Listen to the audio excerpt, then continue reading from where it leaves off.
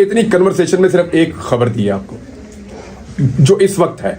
मे भी कल हालात बदल जाए तो मैं आपको बता भी दूंगा। इस वक्त जो इन्फॉर्मेशन की बुनियाद पे वो ये है कि मियां साहब के लिए वो ग्राउंड नहीं है जो उन्हें लगता है कि उनको मिल जाएगी।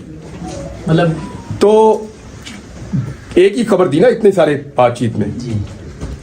हमें कोई भी जादूगर नहीं है। ये खबर मुझे कोई ख्वाब में नहीं आई रात को सोते हुए,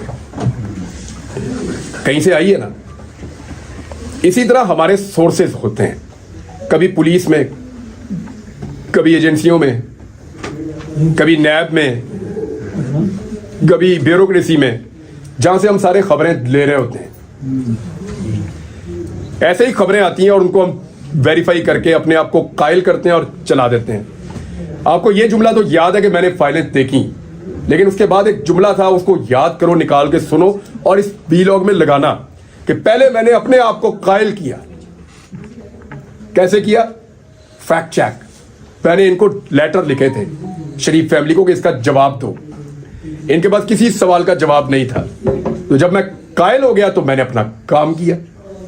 हाँ, मुझे आज भी कोई भी पाकिस्तान का कोई भी इदारा मुझे आज भी खबर देगा तो मैं लूंगा उससे। क्यों नहीं लूंगा? लूंगा खबर, लेकिन अपने तरीके से उसको वेरीफाई करके चलाऊंगा। पॉलिटिकल पार्टीज आती है और जाती रहती हैं। ये जुल्म नया नहीं है जो अब हम इस मुल्क में देख रहे हैं, लेकिन इस लेवल पे तो हमने कभी नहीं देखा।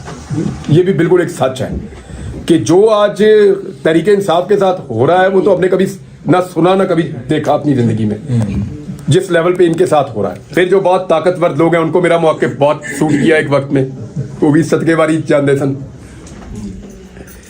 अब पीटीआई को सूट कर रहा है मेरा मौक़िफ़, ताकतवर अब भी कल इनको भी हो सकता है सूट ना करे, मुमकिन है। तो ये तो चलता रहता है। यानी जिस वक्त आपको जो बात ठीक लग रही हो, मेरा थोड़ा सा मैन्युफैक्चरिंग फॉल्ट है भाई, मैं आप लोगों को नहीं कहूंगा आप लोग ऐसा करें। मैं न्यूट्रल नहीं अपने आप को कर सकता।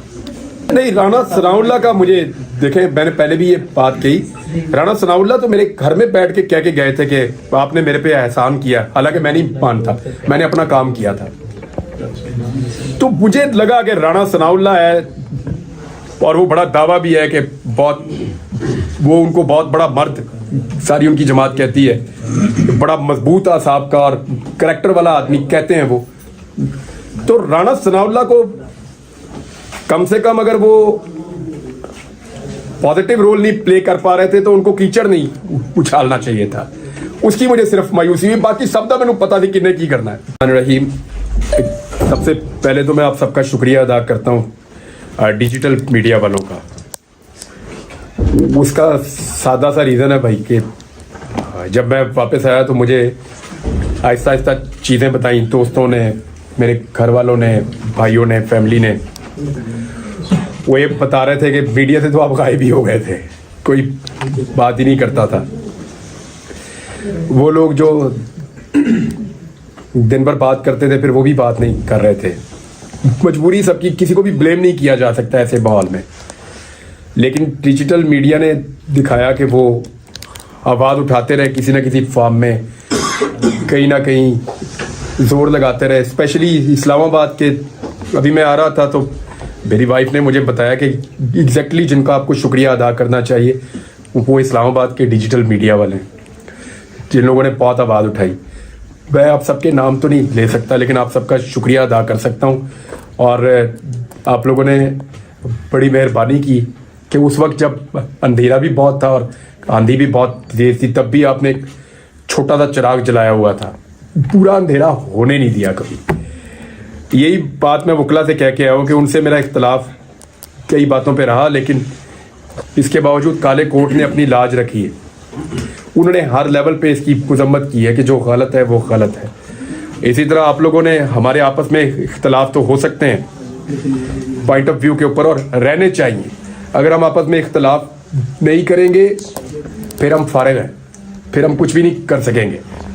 हमें ज़रूर इख्तलाफ करना होगा एक दूसरे के साथ, लेकिन जहाँ पे रूल ऑफ लॉ की बात है, जहाँ पे हुकूक की बात है, वहाँ पे हमें एक मौक़िफ़ रखना पड़ेगा। तो आप लोगों ने बड़ी मेहरबानी की, आप सबका मैं दिल से शुक्रिया अदा करता हूँ और मैं स्पेशली इसी मकसद के लिए आया हूँ यहाँ इस्लामाबाद में। एक तो मुझे पता चला कल से नौरीन रो रही थी, मुझे दोस्तों ने बताया, तो वो भी एक एक्साइटमेंट थी कि चलो देखते हैं। दूसरा, मैं एक्चुअली काफ़ी दिनों से मैं सोच रहा था कि मैं जैसे ही थोड़ा सेट होता हूँ तो इस्लामाबाद जाके आप सबका शुक्रिया अदा करूँगा। और थोड़े दिन पहले हमने जो मनाजिर देखे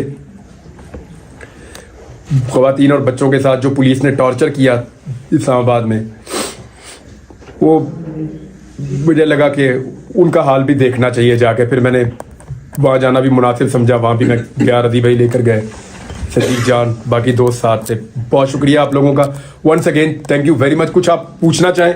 सर मेरा एक सवाल है, आपकी जुबान में लुकनत आ गई है सर, इसकी वजूहात बयान करें। आपके साथ जेल में क्या हुआ था, इसका जवाब हमें आज तक ये तो मुझे भी नहीं समझ आई यार। डॉक्टर अलग अलग बातें बताते हैं और अलग अलग किस्म के इलाज भी बताते हैं।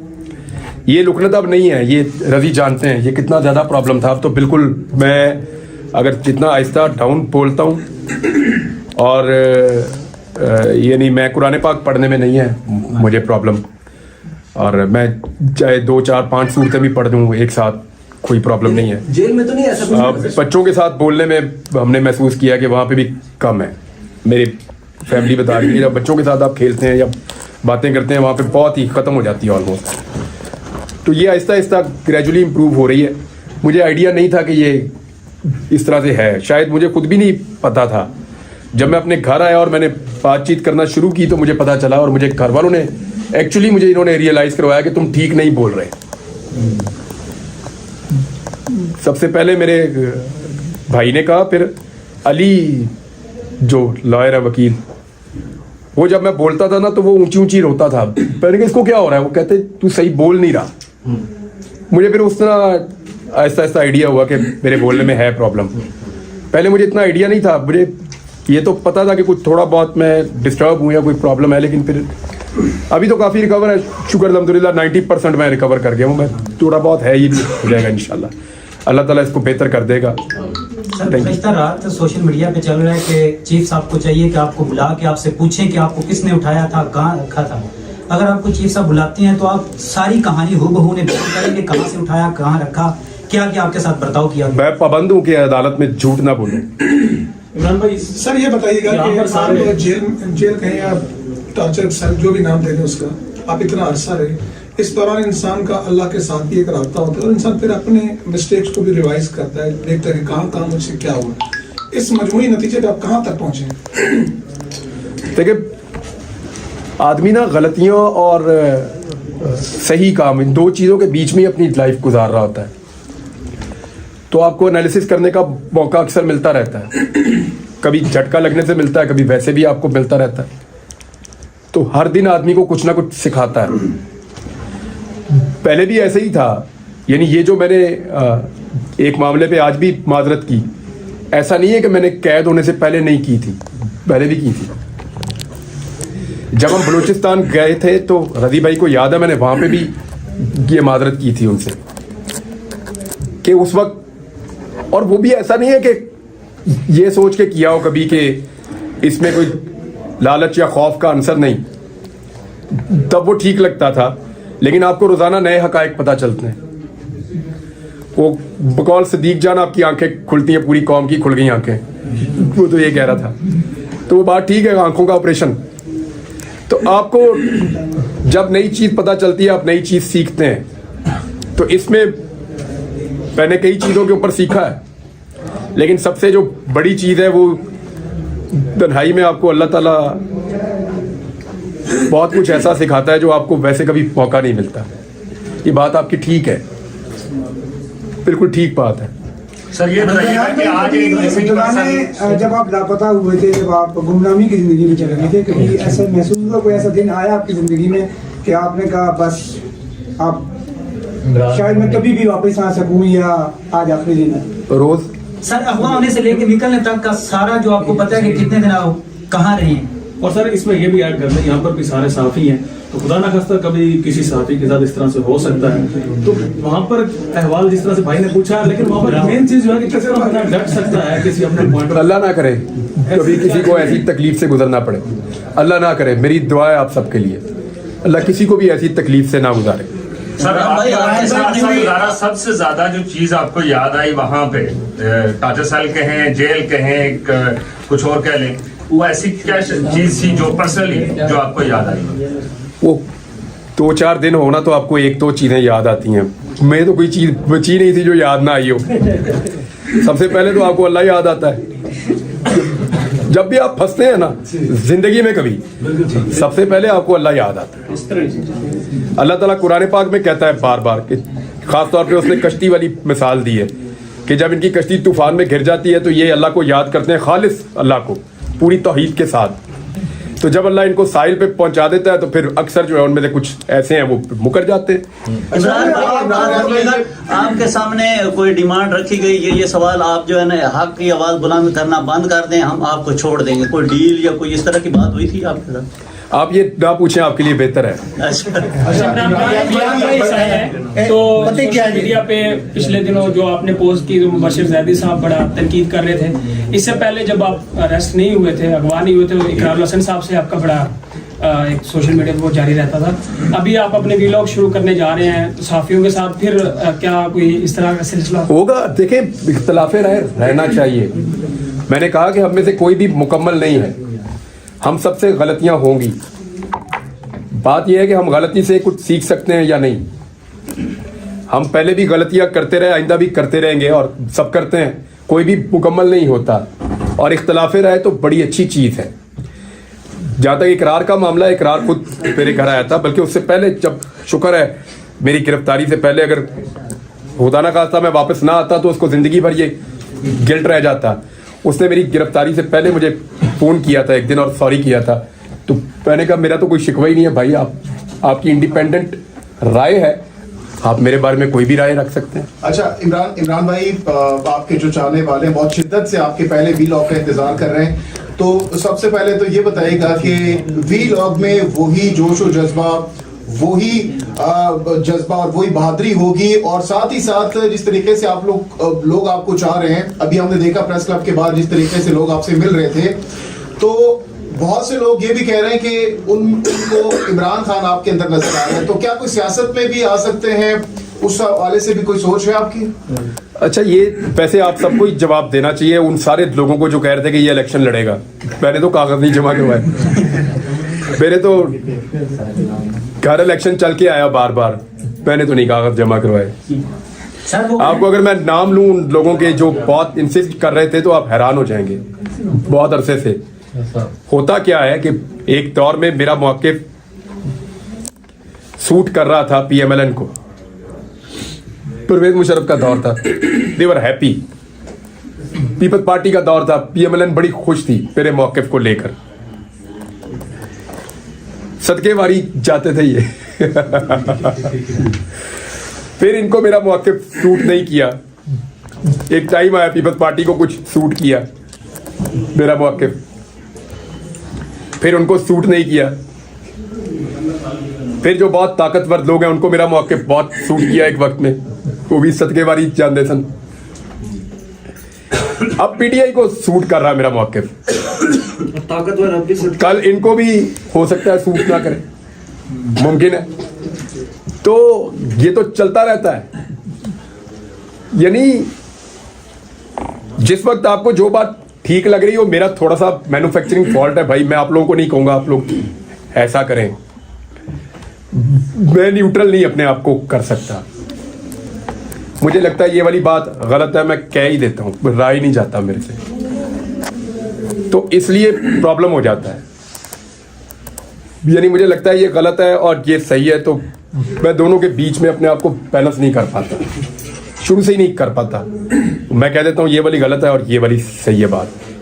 तो इसलिए जिसको वो मौक़िफ़ सूट कर रहा होता है उसकी मैं आंखों का तारा बन जाता हूँ। ऐसी ही जिंदगी गुजरी है, आप सारे गवाह हैं। अभी ये हो सकता है कल को वक्त क्या करवट ले, आज जो मेरा मौक़िफ़ है वो एक और सियासी जमात को सूट कर रहा है, हो सकता है कल उन्हें ना करें। और मैंने सियासत में आने का कोई फैसला नहीं किया। जब करूंगा आप सबको इकट्ठा करके ऐसे अनाउंस करूंगा कि भाई अब मैं सियासत में जा रहा हूं और मैं करना चाहता हूं, और उसको भी खुल के करूंगा, ऐसे ही दबी दबी किस्म की नहीं करूंगा, खुल गुला के करूंगा।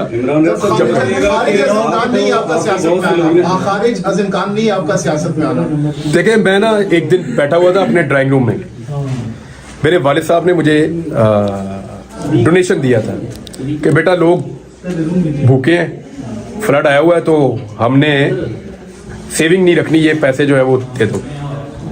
मैंने उनको बुलाया, अपने एक दोस्त को, वो काम करते थे इसका डोनेशंस का। मैंने उन्हें कहा जी ये आप मदद करें फ्लड में जाके। उन्होंने कहा हम वाकई कर रहे हैं, तो ये हमें ज़रूरत थी पैसों की, आप दे दें। लेकिन उन्होंने मुझे उन दिनों में मुझे नौकरी से निकाला हुआ था एक्सप्रेस ने, ताज़ा ताज़ा, और मेरे पास काम भी कोई नहीं था, बस वीलॉग मैं कर रहा था। तो उन्होंने कहा जी आप हमारे साथ मदद क्यों नहीं करते। उन्होंने मुझे कैंप बना दिया और मैं वहाँ चला गया। और मुझे एक दिन पहले नहीं पता था कि मैं एक कॉज के लिए मदद करने निकलूंगा और वो इतना बड़ा कॉज हो जाएगा। कितने घर बनाए रजी भाई अल्लाह ताला ने? 2055 घर। ये रजी भाई हमारे साथ थे, इनके पास सारा रिकॉर्ड पड़ा है, अल्लाह ताला ने हमारे जरिए से बनवा दिए। एक दिन पहले मुझे नहीं पता था, मैं कुछ भी नहीं यकीन से कह सकता, वो मेरे अल्लाह का फैसला है जो भी है। लेकिन फिलहाल मैं आपको बता रहा हूँ कि मैं सहाफत करूंगा, वो मेरा काम है और मुझे वही करना है। ये बताइएगा एस्टिमेटेड, क्योंकि लोग जानना चाहते हैं कि आप व्लॉग कब करेंगे। आपने मुझे पहले आप मिले हैं जी, अब आपको कितना फर्क लग रहा है? माशाल्लाह बहुत फर्क है। मुझे ये पता है जिस दिन मैं बोलूंगा ना, वो भेड़ों के छत्ते में मैं हाथ दूंगा ऐसी जलगार होगी कि आप लोग देखेंगे। मसला बोलने का नहीं है, मसला पूरा फाइट बैक करने का है। अच्छा, तो ये थोड़ा सा जो प्रॉब्लम है, मुझे उम्मीद है ये 10 दिन नहीं तो 15 दिन में मैं इसमें से निकल जाऊंगा। और मुझे अचानक, मैं उस दिन मुझे सुबह उठूंगा और मैं वीलॉग कर दूंगा और आप लोग सुन लेंगे। ये बताइएगा आपको जब लेके गए थे, उसके बाद जब आप वापिस आए हैं तो हालात मुकम्मल चेंज हो चुके। मुझे कुछ नहीं पता, कुछ पता नहीं था मुझे, कुछ कोई चीज नहीं मुझे पता थी। मुझे ये नहीं पता था कि फलस्तीन में क्या हुआ। जिस चीज ने मुझे सबसे ज्यादा झटका दिया ना, या जिस चीज ने मुझे सबसे ज्यादा तकलीफ दी, यानी पॉलिटिकल पार्टीज आती है और जाती रहती हैं। ये जुल्म नया नहीं है जो अब हम इस मुल्क में देख रहे हैं, लेकिन इस लेवल पे तो हमने कभी नहीं देखा। ये भी बिल्कुल एक सच है कि जो आज तहरीके इंसाफ के साथ हो रहा है, वो तो हमने कभी ना सुना ना कभी देखा अपनी जिंदगी में, जिस लेवल पे इनके साथ हो रहा है। लेकिन मुझे जो अफसोस रहेगा ना कि मैं बोल सकता था लेकिन मैं बोल नहीं पाया। फलस्तीन के अंदर जो जुल्म हुआ, जो ज्यादती हुई, और वो सबसे बड़ा मुझे, स्पेशली जब वो हॉस्पिटल वाली न्यूज़ मुझे पता चली कि पूरा हॉस्पिटल ही उड़ा दिया, डॉक्टर्स, पेशेंट्स, उनके अटेंडेंट्स, सारे लोग शहीद हो गए। मीडिया वाले जहाँ थे वहाँ पे ऊपर से बम गिरे, वो भी शहीद हो गए। तो उसके ऊपर मुझे बड़ा दुख है, बहुत ज्यादा। इमरान भाई ये बुखारी ने आपसे मैं इंटरव्यू किया तो बहुत ही, मुझे नहीं पता कि नफरत किस लेवल की क्या वजह थी। वो यहाँ पर आए थे सुप्रीम कोर्ट के जस्टिस बंदियाल को धमकियां देने, गालियां देने, और दफा 144 के बावजूद किसी आईजी की मौजूदगी में वहाँ पर एहतजाज हुआ। इसकी क्या वजह? क्या किसी नोबी के बंदे ने आपको इस रिहाई के बाद फोन भी किया? कोई ऐसा बंदा में से है कि जिसने आपसे हमदर्दी का इजहार किया? इमरान भाई इसी में राना सनाउल्लाह भी ऐड कर लेंगे। अरे नहीं, राना सनाउल्लाह का मुझे, देखें मैंने पहले भी ये बात कही, राना सनाउल्लाह तो मेरे घर में बैठ के कह के गए थे कि आपने मेरे पे एहसान किया, हालांकि मैं नहीं मानता, मैंने अपना काम किया था। तो मुझे लगा कि राना सनाउल्लाह है, और वो बड़ा दावा भी है कि बहुत, वो उनको बहुत बड़ा मर्द सारी उनकी जमात कहती है, बड़ा मजबूत आसाब का और करैक्टर वाला आदमी कहते हैं वो। तो राना सनाउल्लाह को कम से कम अगर वो पॉजिटिव रोल नहीं प्ले कर पा रहे थे तो उनको कीचड़ नहीं उछालना चाहिए था। उसकी मुझे सिर्फ मायूसी हुई, बाकी सब तो मैंने पता थी किन्हें की करना है, आइडिया था मुझे। अच्छा इमरान रियाज साहब, ये बताइएगा कि जैसे कि आपने कहा कि मेरा बयान कभी कौन सी पार्टी को पसंद आता है, कभी किस पार्टी को, तो आपको किसके बयानिए पे ज्यादा चेस आई है?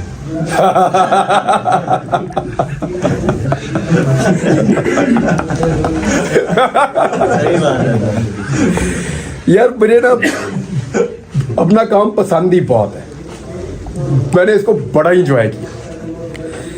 अगर आपको ये काम पसंद है ना तो इसको करते रहना। डिजिटल मीडिया में वही आते हैं जिनको ये काम पसंद है। ये तनख्वाह तो यहाँ मिलती नहीं है, आप अपने दिल से आते हैं, पहले धक्के खाते हैं, जोर लगाते हैं, खबरें इकट्ठी करने की कोशिश, कभी इधर भाग कभी उधर भाग। ये सारे तो जुनूनी और शौकीन लोगों का काम है जो डिजिटल मीडिया में आए हैं। इनका पैशन भी हमारे इलेक्ट्रॉनिक या प्रिंट मीडिया के लोगों से ज्यादा है।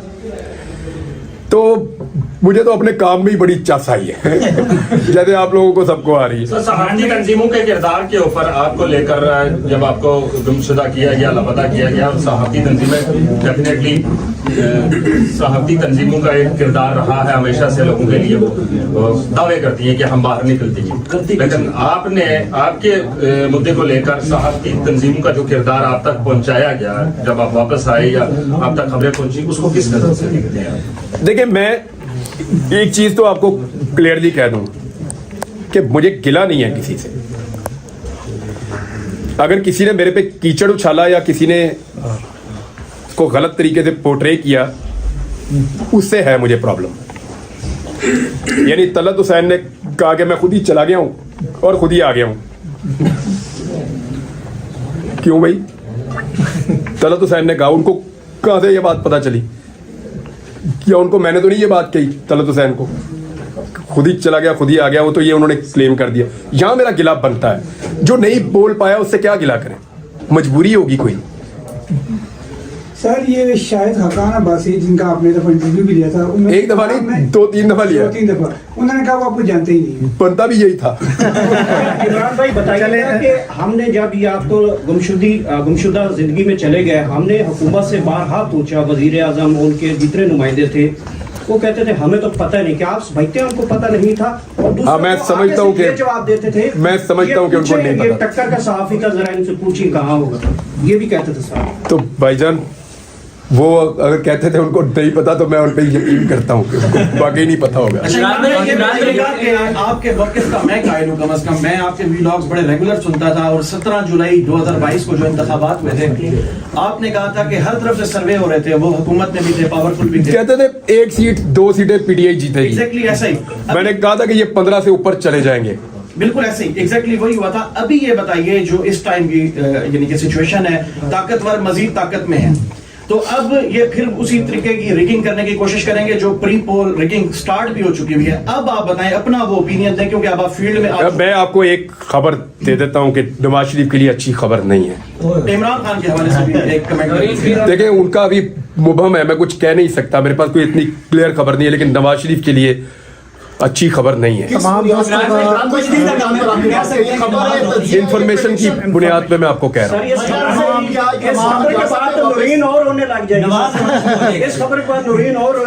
अल्लाह उसको खबर देगा।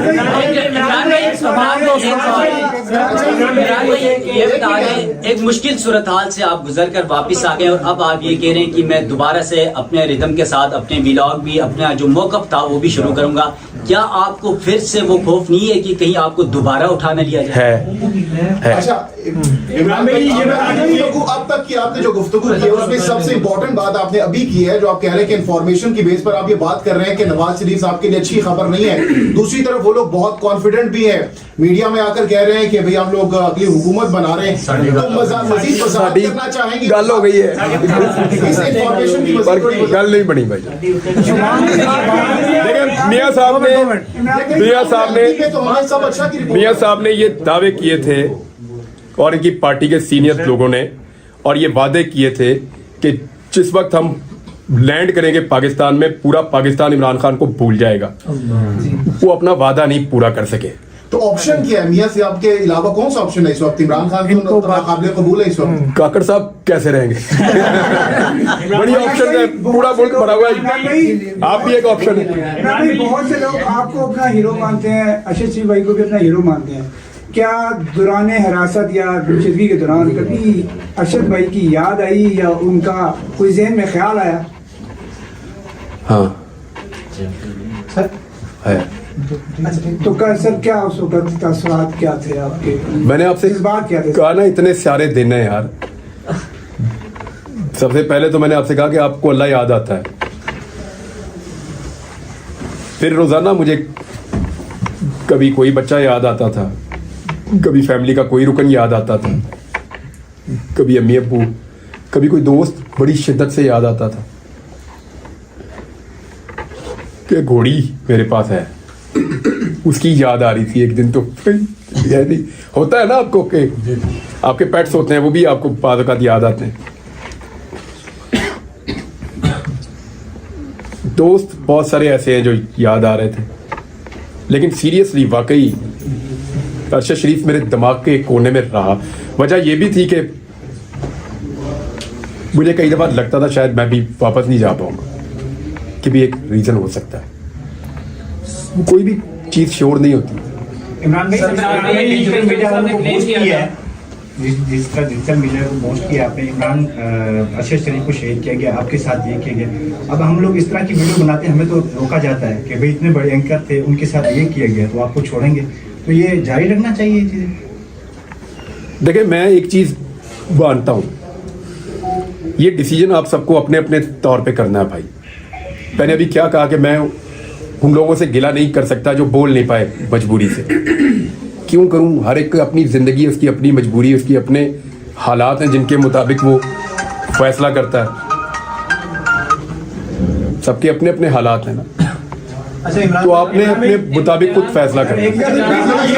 मैं अगर मशवरा आपको दूंगा तो सिर्फ ये दूंगा कि आप लोग कुरान पाक को पढ़ें तर्जुमे से।